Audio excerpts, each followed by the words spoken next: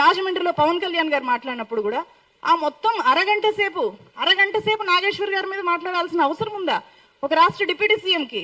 విశ్లేషిస్తూ కూడా నన్ను వాళ్ళు విశ్లేషణకి ఇంకా అర్థం లేదు. అలాగే మీరు ఏం చేసుకుంటారో నన్ను చేసుకుని నేను రెడీగా ఉన్నాను అన్నిటికీ.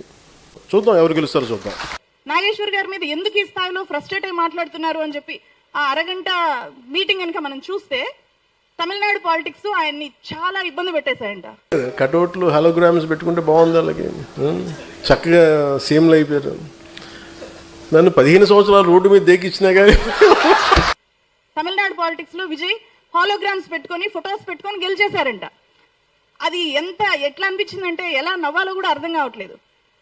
విజయ్ మక్కల్ ఇయక్కం అని చెప్పి ఒక ఆర్గనైజేషన్ 2009లో మొదలు పెట్టాడు ఆయన. ప్రతి విలేజ్ ని టచ్ చేశాడు. ప్రతి విలేజ్ లో వాలంటీర్స్ ని బిల్డ్ చేశారు. పెద్ద నెట్వర్కింగ్ చేశారు. అసలు వాస్తవాల్ని పక్కన పెట్టేసి హాలోగ్రాములు పెట్టుకొని గెలిచేశాడు. నేను కూడా హాలోగ్రాములు పెట్టుకొని ఉండుంటే రోడ్ల మీదకి రాకుండా గెలిచిపోయేవాన్నేమో, ముఖ్యమంత్రి అయిపోయేవాన్నేమో అనే ఫ్రస్ట్రేషన్ కనిపించింది. దాన్ని కవర్ చేసుకోవడానికి అంటే వాళ్ళ పార్టీలో వాళ్ళు కూడా అలా ఫీల్ అవుతున్నారంట.